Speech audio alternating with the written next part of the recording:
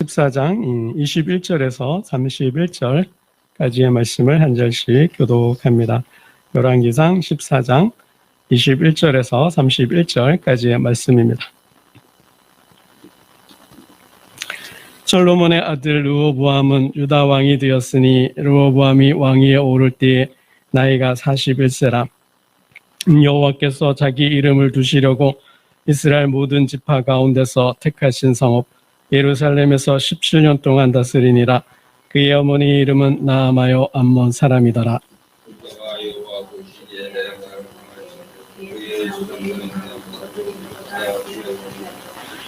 번만제로 여호와를 노엽게 하였으니 이는 그들도 산 위에와 모든 푸른 나무 아래에 산당과 우상과 아사라상을 세웠음이라.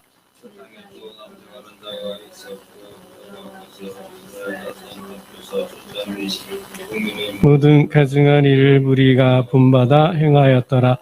르호보암 왕 제5년에 애굽의 왕 시삭이 올라와서 예루살렘을 치고 또 솔로몬이 만든 금 방패를 다 빼앗은지라. 르호보암 왕이 그 대신 노수로 방패를 만들어 왕궁문을 지키는 시위대 대장의 손에 맡기매 배를 들고 갔다가 시위소로 도로 가져갔더라. 르호보암의 남은 사적과 그가 행한 모든 일은 유대왕 역대지락에 기록되지 아니하였느냐. 함께 읽겠습니다. 르호보암이 그의 조상들과 함께 자니 그의 조상들과 함께 다윗성에 장사되니라. 그의 이름은 나아마요 암몬 사람이더라. 그의 아들 아비암이 대신하여 왕이 되니라. 아민. 영분별 시리즈로 계속 말씀을 전하고 있는데요. 우리가 영분별을 해야 하는 이유, 첫 번째 무엇을 분별해야 돼요? 적그리스도. 그죠? 적그리스도. 마지막 때에 적그리스도가 나타난다 그랬습니다. 오늘날 우리 시대에 보면 사이비 이단이 너무 득세하고 있습니다. 여러분 사이비 이단 조심하셔야 됩니다. 두 번째 우리가 분별해야 되는 두 번째는 뭐죠? 사단의 공격이라 그랬어요. 그죠? 사단은 광명한 천사로 가장한다. 그래서 우리를 공격한다 그랬어요. 아주 사단의 공격은 교묘합니다. 생각으로 공격하고요. 또 감정으로 공격하고 또 문화적으로 공격을 합니다. 그래서 이 분별력이 없으면 우리가 당하게 되고요. 또 세 번째, 우리가 영분별 해야 되는 세 번째가 뭐예요? 내 마음을 분별해야 된다 그랬어요. 내 마음. 내 마음에 무엇이 있는가?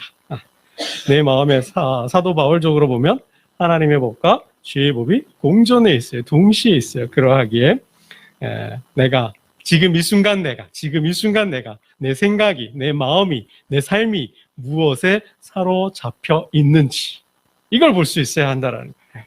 그러니까 예를 들면 사울 왕이잖아요. 사울 왕이 뭐에 잡혀 있어요? 악신에, 탐욕에, 권력욕에 사로잡혀 있잖아요. 눈이 가려져 있다 보니까 뭐 충신과 간신을 구별을 못해요. 그죠? 눈이 가려져 있으니 그래서 국정이 얼마나 어려운지 우리가 새벽에 공부하고 있습니다. 여러분 네 번째 우리가 분별해야 되는 것은 뭐예요? 죽음 위에 심판이 있다. 한 번 죽는 것은 정해져 있어요. 그걸로 끝이 아니라 그 죽음 이후에 심판이 있다라는 거예요. 그래서 하나님은 기억하신다라는 거예요. 기록하고 기억하고 계신다라는 거죠. 그러하기에 우리가 우리의 삶을 언제나 죽음의 관점에서 우리가 삶의 관점에서 죽음도 보지만 죽음의 관점에서 우리의 삶도 볼 수 있어야 한다는 거예요. 오늘 이제 다섯 번째 우리가 영분별인데요. 우리가 무엇을 분별해야 되는가? 무엇이 중요하고 무엇이 중요하지 않는지를 분별할 수 있어야 한다는 거예요. 한때 꽤 오래됐어요. 한 영화가 유행을 하면서 우리 사회에 유행했던 유행어가 있는데 멋이 중요한디 기억나시는지 모르겠어요. 멋이 중요한디라는 말이 한때 유행을 했었습니다. 곡성이라는 영화였는데요. 아무튼 여러분 무엇이 중요합니까? 여러분에게 있어서 무엇이 중요해요? 내 삶의 중심에 무엇을 두었냐라는 거죠. 내 삶의 중심에 무엇을 두었냐. 내 삶의 무게의 중심이 어디에, 무엇에 있느냐라는 거죠. 그러니까 뭐 이렇게 바꿀 수 있어요. 내 삶의 우선순위, 1순위가 뭐냐. 여러분, 우리가 1번부터 뭐 10번까지 있어요. 그죠? 1번은 뭐, 2번은 뭐, 3번은 뭐, 5번아 자리 거라 나는 간다. 뭐, 이런 표현들 있잖아요. 그죠? 아무튼, 내 삶의 1순위가 뭐냐라는 거죠. 내 삶의 제1원리가 뭐냐라는 거예요. 조금 고상하게 얘기를 하면, 내 삶의 철학, 제1철학이 뭐냐라는 거죠. 그러니까 뭐예요? 나를 움직이는 것. 내 생각과 감정과 내 의지와 내 삶 모두를 아울러서 탁 사로잡고 있는 것. 그러니까 내 삶에 추동하는 것이죠. 내 삶을 움직이는 힘이, 그 원리가, 생각이 뭐냐라는 거예요.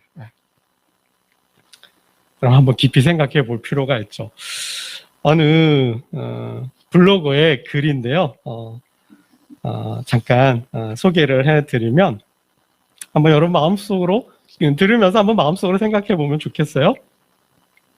제목이 멋이 중원디라고, 제목이 멋이 중원디예요.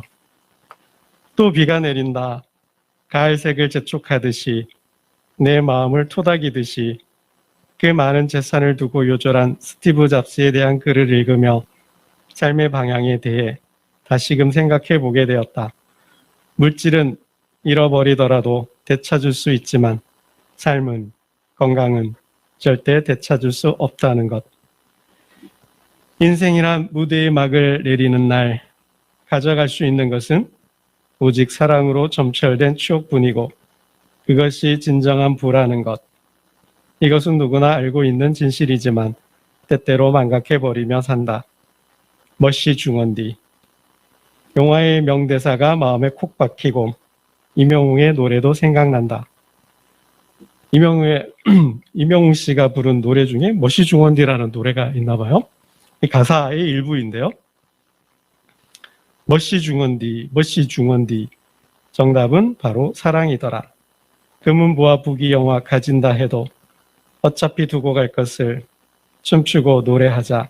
웃으며 살아가자. 아리랑 아리랑 아라리요. 어차피 인생살이 세용지마. 딱 한 번 살고 가는 세상. 멋이 중원디, 멋이 중원디. 정답은 바로 사랑이다. 여러분, 멋이 중요합니까? 오늘 본문이 르호보암의 왕의 이야기예요.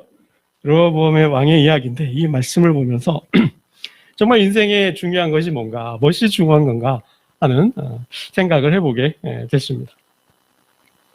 여러분, 30절을 먼저 우리 함께 볼까요? 30절을 한번 함께 보겠습니다. 30절입니다. 시작.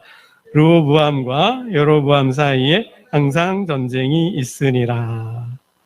그러니까 르호보암은 솔로몬 왕 때 이제 그 아들이죠. 솔로몬의 아들이 르호보암이고 르호보암 왕 때 나라가 분단됐죠. 두 나라로 쪼개졌어요. 그래서 통일 왕국에서 북쪽 10개 지파가 갈라져 나가서 여로보암을 왕으로 세웠죠. 그리고는 이제 남과 북이 조용하게 평안하게 잘 살았냐? 그게 아니라는 거예요. 르호보암과 여로보암이 사는 날 동안 뭐예요? 전쟁이 있었다. 끊이지 않았다는 거예요. 죽는 날까지 전쟁했다라는 거예요. 여러분, 지금 우리도 세계적으로 지금 러시아와 우크라이나가 전쟁을 하고 있죠. 1년이 넘었지 않나 싶어요. 제가 정확하게 계산은 안 해봤는데 하여튼 1년 정도 지금 전쟁을 하고 있습니다. 우리는 간접적으로 전쟁 경험을 하고 있지만 그 당사자들은 여러분 정말 얼마나 큰 고통 가운데 있습니까? 경제가 파탄나고 국토가 피폐하고 정말 많은 사람들이 살상을 당하고 정말 생존을 위해서 몸부림쳐야 하는 시간들을 보내고 있잖아요. 정말 전쟁은 일어나서도 안 되는 일인데 여러분, 저희 나라도, 우리나라도 한국 전쟁을 치렀어요. 6.25라는 전쟁을 치렀습니다. 그로 인해서 얼마나 큰 아픔과 상처와 고통을 겪어야 했습니까? 그렇죠? 여러분, 이런 고통을 안 겪어도 될 뻔한 거 아니에요. 왜 르호보암과 여로보암이 이렇게 항상 끊이지 않고 죽는 날까지 전쟁을 해야 하냐라는 것이죠. 그럼 하지 않아도 될 전쟁을 이들은 하고 있다라는 거예요. 치르지 않아도 될 전쟁을 치르고 있다는 거예요. 그로 인하여서 당사자들만 입는 게 아니잖아요. 온 백성이, 온 나라가 그냥 이게 몸살 정도가 아니잖아요. 고통 가운데 있다라는 거죠. 여러분, 왜 이런 전쟁을 치러요? 르호보암이 영성이 없는 거죠. 결국은 책임 소재를 따지면 책임이 누구한테 있어요? 이 르호보암 왕에게 있는 거죠. 여러분, 이러한 면에서는 책임을 면할 수 없는 거죠. 여러분, 그래서 책임을 맡는다라는 것, 공적인 석상에서 어떤 리더가 된다라는 것, 여러분, 그만큼 책임의식을 가지고 통치해야 한다라는 거죠. 나의 통치, 한순간 잘못된 통치로 인하여서 국가가 얼마나 힘들어지고 그 백성들이 얼마나 삶이 피폐하고 절망 중에 고통을 당할 수 있다라는 거죠. 여러분, 이 생각을 가져야 한다라는 거예요. 이건 여담이지만 정말 우리가 이 나라를 이끌어갈 리더들을 뽑을 때 정말 우린 간접 선거를, 그러니까 직접 민주주의가 아니니까 국민들은 우리를 대표하는 사람을 뽑잖아요. 그러니까 선거를 통해서만 우리는 우리의 정치적인 의사를 표현할 수밖에 없는데, 정말 진정으로 이 나라를 생각하고 진정으로 정말 이 백성들을, 국민들을 생각하는, 정말 국민들의 편에서 국민들의 편에서 정치를 하고 이 나라 이 미래를 위해서 정말 이끌어갈 수 있는 그러한 지도자, 그러한 지도자를 뽑아야 될 것 같아요. 그런 거죠. 한번 리더가 잘못된 리더를 뽑게 되면 그 고통은 저들은 배부를 거예요. 저는 아무튼 국민들이 힘든 거죠. 국민들이 힘든 거니까. 여담이었고요. 아무튼 왜 르호보암과 여로보암이 이렇게 죽는 날까지 항상 전쟁을 해야 됐는가? 여러분, 르호보암은 막을 수 있었다라는 거예요. 언제요? 언제 막을 수 있었어요? 그렇죠. 솔로몬이 죽고 르호보암이 왕이 됐어요. 세겜에 가서 왕 즉위식을 하려고 하는 거죠. 세겜에 가서 왕으로 이제 즉위를 하려고 하는데 여로보암과 북쪽의 지파가 찾아왔어요. 뭐라 그래요? 왜 찾아와요? 우리의 멍에를 가볍게 해달라고. 여러분, 이건 한번 볼까요?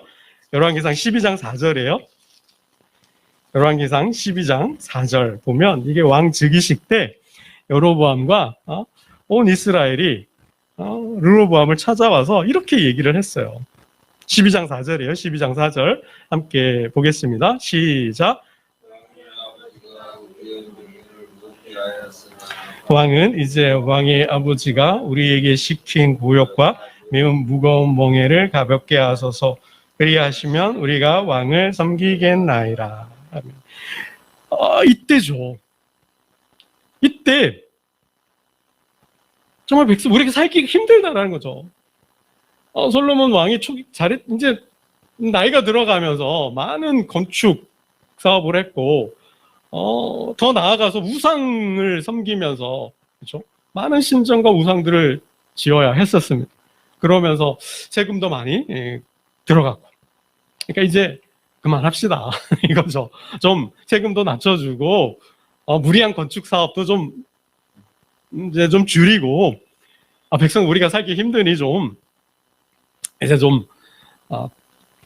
백성들의 편에서 새로운 경제 정책도 좀 펴시다. 이제 이렇게 나온 거죠.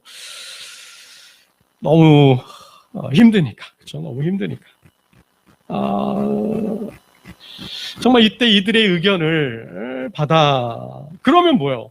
영원히 섬기겠다라는 거죠. 우리의 왕으로서 영원히 섬기겠다. 이때가 조로의 찬스였잖아요. 아버지가 잘못했어요. 좀 이방 여인들을 사랑하고 또 사랑하는 여인들을 위해서 신전을 짓고 또 우상을 숭배하고 그랬더라면 내가 이 아버지의 잘못을 바로 잡고 신앙을 회복해서 국정을 회복한다면 분열을 막는 거잖아요. 분단을 막는 거잖아요. 이렇게 갈라지지 않아도 되는 거잖아요. 통일왕국을 이루고 그 위험을 세계 만방에 떨치지 않았을까요? 다윗과 솔로몬처럼 정말 훌륭한 왕으로 성군으로 역사에 남았을 것 같아요. 근데 그런 기회를 발로 뻥 차버린 거죠, 스스로가. 왜 그랬어요? 결국은 영적 분별력을 없었다라는 거죠. 여러분, 영적 분별력이 없으면, 영성이 없으면 지성이라도 있어야 되는데 이 지성마저도 없는 거죠. 정치적 판단 능력도 없는 거예요. 백성들이 지금 밥을 먹는지 빵을 먹는지 뭐 풀을 먹는지 죽을 써 먹는지 여러분 알아야 되는 거 아니에요? 이게 왕손이니까 세자니까 왕이 될 사람인데, 그러면 지금의 정치적인 상황이, 지금 경제적인 상황이 어떠하냐, 지금 백성들의 삶이 어떤지, 형편은 어떤지 좀 알아야 되는 거 아니에요?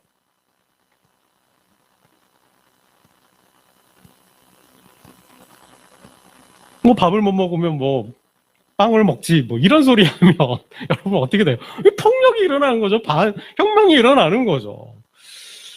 그러니까 이게 영성이 없으면 이게 지성이라도 있어야 되는데 이 르호보암에게는 그거마저도 없었다라는 거죠. 사람 보는 눈도 없어요. 결국은 멍에를 좀 가볍게 해달라 했을 때 3일의 시간을 주죠. 3일의 시간을 줘요. 그죠? 5절 말씀 볼까요? 12장 5절. 12장 5절을 잠깐 봅니다. 시작. 르호보암이 대답하되 갔다가 3일 후에 다시 내게로 오라 하며 백성이 가니라. 그러니까 3일의 말미를 달라. 3일의 시간을 달라. 내가 좀 생각 좀 해보겠다라는 거예요. 그죠? 여기까지는 좋았어요. 그리고 이제 묻죠. 노장파와 소장파에게 물어요. 노장파는 어떤 사람들이에요? 솔로몬과 함께 통치했던. 그러니까 지금으로 하면 정치 원로들인 거죠. 국가의 고문 정도 되는 사람들인 거죠. 기구, 자문위원들. 물었어요. 물었더니 뭐라 그래? 이들은 정말 제대로 현실을 파악하고 제대로 충원을 구한 거죠. 말을 들어주라는 거죠. 지금 백성들의 삶이 힘드니, 멍해가 무거우니 좀 가볍게 해 주십시오. 왕이 저들의 의견을 받아준다면 정말 저들은 충성을 다해서 영원히 왕으로 섬길 것입니다. 여러분 7절을 볼까요? 7절을 보겠습니다. 7절입니다. 노장파들의 의견이었어요. 7절 봅니다. 시작. 대답하여 이르되 왕이 만일 오늘 이 백성을 섬기는 자가 되어 그들을 섬기고 좋은 말로 대답하여 이르시면 그들이 영원히 왕의 종이 되리이다. 이들은 현실을 제대로 보고 왕에게 충원을 한 거죠. 여러분 소장파는 어떻게 해요? 자기와 함께 자라난 소년들, 10절 보면 함께 자라난 소년들이 왕께 아래요 그랬죠. 10절을 보겠습니다. 10절 소년들의 의견이요. 10절을 봅니다. 시작. 함께 자라난 소년들이 왕께 아래요 이르되 이 백성들이 왕께 아래기를 왕의 부친이 우리의 멍에를 무겁게 하였으나 왕은 우리를 위하여 가볍게 하라 하였은즉 왕은 대답하기를 내 새끼손가락이 내 아버지의 허리보다 굵다. 멍에를 더 무겁게 하라는 거예요. 11절 보면 나는 너희의 멍에를 더 무겁게 할지라. 내 아버지는 채찍으로 너희를 징계하였으니 나는 정갈 채찍으로 너희를 징계하겠다. 더 강력한 정치를 하겠다는 거, 더 철권 정치를 하겠다라는 거죠. 여러분 누구의 말을 들었어야 돼요? 이 노장파의 말을 들었어야 되는 거죠. 근데 오히려 소장파의 말을 듣고 또 통치를 멍에를 무겁게 하고 더 정갈 채찍으로 너희를 징치하겠다 함으로 인하여서 결국 국가가 분열되어 쪼개졌어요. 이게 뭐예요? 영적 분별력이 없다라는 거예요. 여러분 그래서 여로보암과 르호보암이 서로가 죽는 날까지 전쟁을 치러야 했다라는 거예요. 하지 않아도 될 전쟁이라는 거죠. 정말 백성들이 힘들고 국가가 힘들어졌다라는 사실입니다. 여러분 이거 하나로 끝난 게 아니에요. 이게 나라가 멸망하고 붕괴되는 이유가 뭐예요? 이게 분열되어 있을 때 국가가 망하는 거죠. 이때 누가 공격해 와요? 애궁왕 시삭이 공격해 옵니다. 여러분 14장으로 다시 가볼게요. 14장 갔을 때 14장 25절이에요. 이렇게 서로가 싸우고 있을 때 애굽이 공격해 와요. 그럼 무너질 수밖에 없는 거죠. 25절 14장 25절을 보겠습니다. 시작. 르호보암 왕 제5년에 애굽의 왕 시삭이 올라와서 예루살렘을 치고 그랬어요. 그러니까 이제 역대하 12장 13절을 보면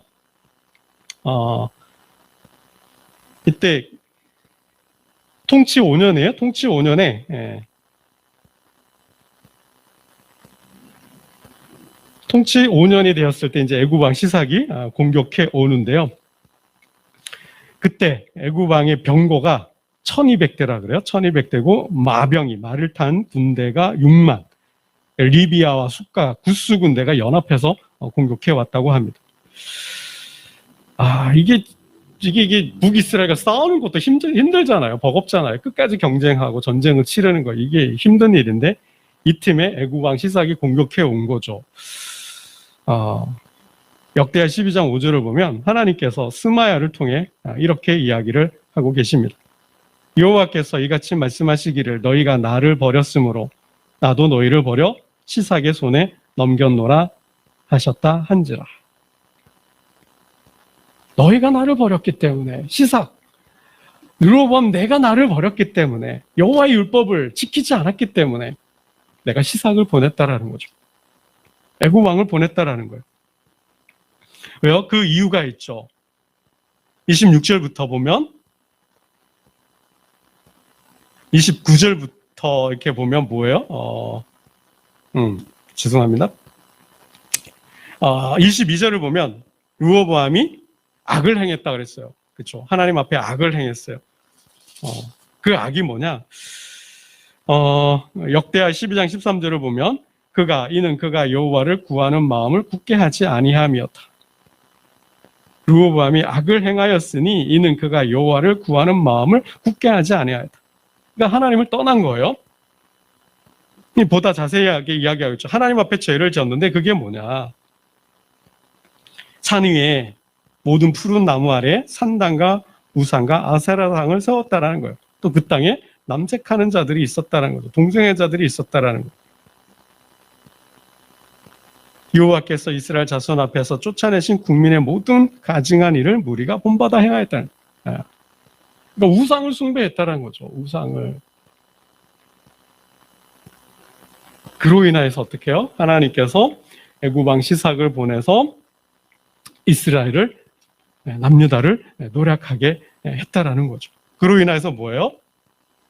26절부터 보면 솔로몬의 부귀영화가 한순간에 다 사라져버리는 거죠. 26절을 볼까요? 14장 26절을 봅니다. 애굽 왕 시삭이 예루살렘까지 쳐 올라와서 예루살렘을 노략하고 갑니다. 26절을 보겠습니다. 26절입니다. 시작. 여호와의 성전의 보물과 왕궁의 보물을 모두 빼앗고 또 솔로몬이 만든 금방패를 다 빼앗은지라. 여러분, 솔로몬의 금방패가 몇 개였어요? 솔로몬의 금방패가 큰 게 200개. 금방패 큰 게, 금으로 된 큰 방패가 200개, 작은 방패가 300개였대요. 이 모든 솔로몬의 세금이 660달란트. 어마어마한, 그죠? 은도 없었다 그랬잖아요. 어마어마한 금을, 이게 세금으로 그래야 되는데 그걸로 뭐 했어요? 이게 방패를 만들어 놓은 거죠. 그리고 예루살렘에 이렇게 놓았는데 그 방패를, 금방패를 다 빼앗긴 거예요. 다 노략을 다 한 거죠. 그러니까 여러분 참, 이 솔로몬의 부귀영화가 한순간에 물거품처럼 확 사라져 버린 거예요. 왜요? 우상숭배였다. 우상숭배로 인하여서. 22절을 보면 그의 조상들이 행한 모든 일보다 뛰어나게 하여 그 범한 죄로 여호와를 노엽게 하였으니. 그렇죠. 하나님을 노엽게 하였다라는 거죠. 하나님을 노엽게 했다라는 거예요. 여러분, 르호보암이 왜 이렇게 되었을까?